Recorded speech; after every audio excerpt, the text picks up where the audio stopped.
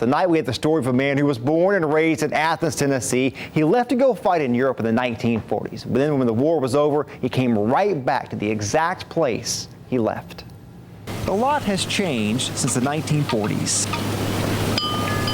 But there are some things that have been here the whole time. Charlie Hennessee, right? Right. Spell your last name for us. H-E-W-N-E-S-S-E.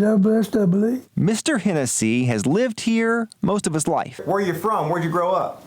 Right here on this farm. He was drafted into the Army in 1942. He was sent to Miami Beach, Florida for basic training. And I thought the Army was going to be the stuff.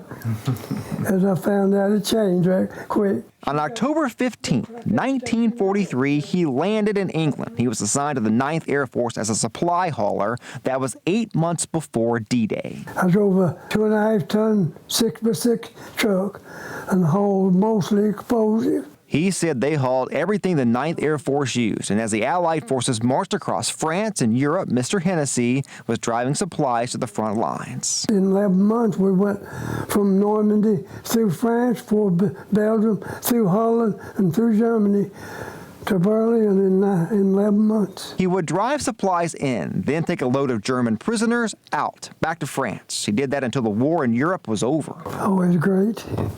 We got it out, used all of our flare guns and all, and shot them in there, celebrated. But that celebration didn't last long. A couple of months later, they put Mr. Hennessee on a ship to Japan. But before the first day at sea was over, they announced instead he was going back to America. Japan had surrendered. They had a big meal cooked up when we got to New York, and a big band met us out in the ocean. Some feeling.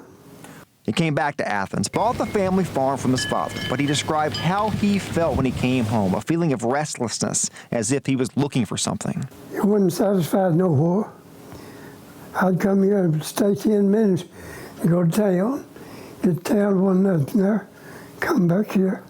Took a long time to get over it. He says at times the war was very scary. He says he was surrounded for 5 days during the Battle of the Bulge, but finally made it out. He's lived the last 70 years with hearing loss from the bombing during the fighting. Mr. Hennessee says he's always looked at his service like he had a job to do. I've done my job, done the best I could. Mr. Hennessee has done a lot of different things since the war. He has farmed, he has trained bird dogs, he drove a school bus, worked at Mayfield Creamery for 11 years. He and his wife Betty have a big family, 7 children, 7 grandchildren, 4 great-grandchildren.